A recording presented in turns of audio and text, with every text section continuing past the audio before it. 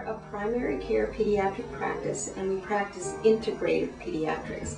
And the way we see that is we practice Western medicine, which of course includes vaccinations and antibiotics, but in addition to that, we include other modalities of treatment. So we use homeopathy, we use herbal medicine, and that tends to be our first line, and then antibiotics and Western medicine seems to be what we choose later if the other medicines don't work.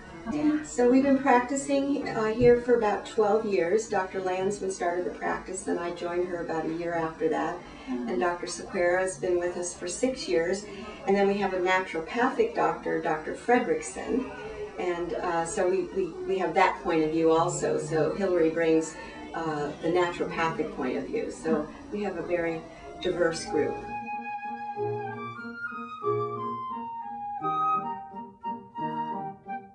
This was a very interesting flu year, and we're very clear that it was quite different because the flu started already back in, I believe, April or May of last year, and it was a different strain and it did behave differently.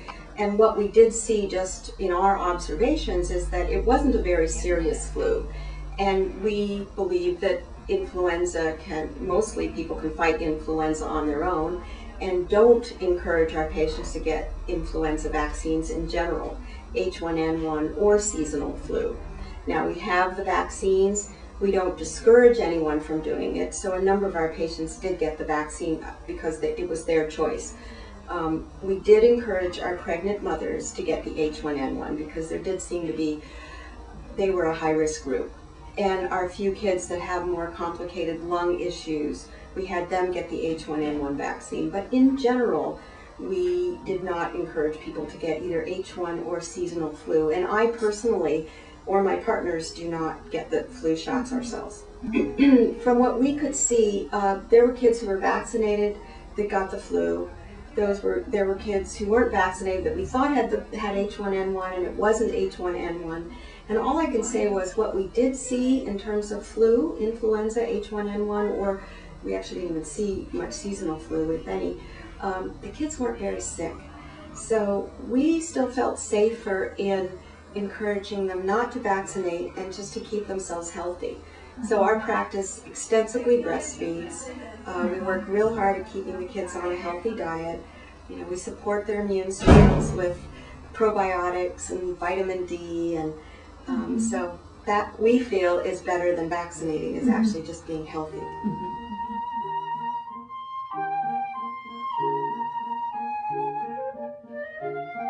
We feel very fortunate that we practice in California because in California, unlike most states, parents actually have the right to choose whether to vaccinate and how much to vaccinate based on their personal belief.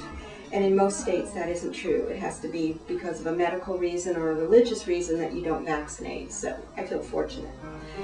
One of the services that I think we're providing for the community is that we're a place where a patient can come and a parent can come and talk about the pros and cons of vaccines and come up with a vaccine schedule that best fits their family, an alternative schedule that still supports the community and protects the community from infectious diseases, but a schedule that a parent can feel comfortable with so they can actually go to a doctor and get their vaccines. Our philosophy is, first of all, we only give one vaccine at a time.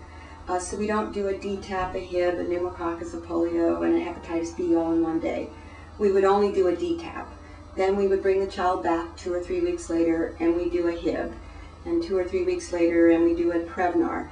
And it seems like that's a lot of, rigmarole, but we don't see vaccine reactions when we do it that way. And we feel like if there is a reaction, we know which vaccine caused it. So I think that's very important to just give it one at a time. And secondly, we don't give vaccines if the child's ill, because what our theory is, we're inducing an artificial disease within the child with the vaccine. And if the body is already working on one disease, we don't want to give it an artificial disease. So the child should not have a cold before you give a vaccine. So we stick to those 2 rules, and we feel like we can do vaccines pretty safely.